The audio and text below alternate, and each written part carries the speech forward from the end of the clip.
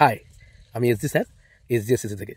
এবং আজকে যে ভিডিও বার্তা নিয়ে আমি এসেছি সেটা হচ্ছে এই রিসেন্ট যে ঘটনার মধ্যে দিয়ে আমরা প্রত্যেকেই যাচ্ছি, আমরা প্রত্যেকেই বুঝতে পারছি, দেখতে পাচ্ছি যে ওএমআর শিট খুঁজে না পাওয়ার জন্য অনেক যোগ্য এবং অযোগ্যদের তালিকা আলাদা করা যাচ্ছে না। কঠিন একটা সিচুয়েশনের মধ্যে দিয়ে যাচ্ছে এসএসসি।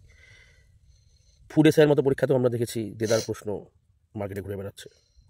বিভিন্ন পরীক্ষায় পরীক্ষা পদ্ধতি নিয়ে এই অফলাইন সিস্টেমের জন্য অনেক অনেক অনেক সমস্যা তৈরি হচ্ছে। তো আমরা চাইছি যে একটা সমস্যা তো না, আমরা প্রত্যেকে যারা কম্পিটিটিভ সেক্টরে প্রিপারেশন নিই বা প্রিপারেশন দিই তারা প্রত্যেকেই জানি যে সমস্যা একটা নয়, একাধিক।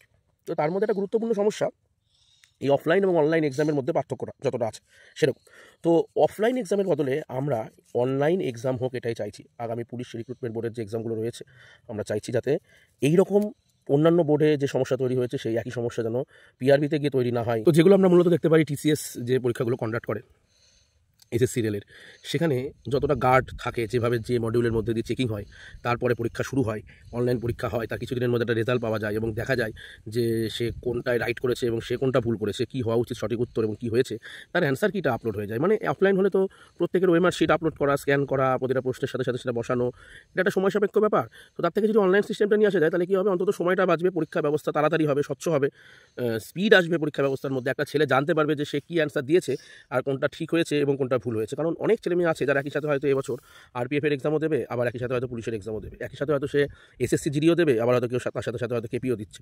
তো তারা পরীক্ষার হলে গেলেই বুঝতে পারবে যে দুটো পরীক্ষা ব্যবস্থার মধ্যে কতটা ডিফারেন্স। তো এই ডিফারেন্সটাকে যদি কমিয়ে আনা যায় অনলাইন ব্যবস্থার মধ্যে দিয়ে, কারণ আমাদের প্রত্যেকেরই উদ্দেশ্য হচ্ছে কোয়ালিটির লড়াই, যারা কোয়ালিটি করে স্বচ্ছভাবে এবং নিজের দমে চাকরি পেতে চায়, নিজের পড়াশোনার জন্য বা তার ফিজিক্যাল ফিটনেসের জন্য যে পদ্ধতি বা যে ক্রাইটেরিয়া বোর্ড বলে দিচ্ছে, বোর্ড নির্ধারিত পদ্ধতি যে সুন্দরভাবে মেনে চলতে পারবে তারাতেই উঠুক সরকারি চাকরির খাম, তাই নয় কি?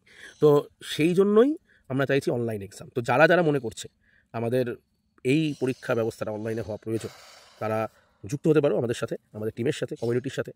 তো আমি আছি, আর অনেকেই আছে। আমরা প্রত্যেককে আহ্বান জানাবো, প্রতিটা কোচিং ইনস্টিটিউটকে, প্রতিটা স্টুডেন্টকে সারা বাংলার, যে যারা মনে করছে অনলাইন এক্সাম হওয়ার প্রয়োজন আছে তারা আমাদের সাথে ধীরে ধীরে ধীরে ধীরে হোয়াটসঅ্যাপ গ্রুপে জয়েন হয়ে যাও।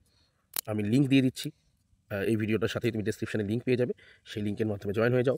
এবং যারা মনে করছো যে না একটা ব্যবস্থার প্রয়োজন আছে সিস্টেম বদলের, তারা সকলে নয়। টাটা।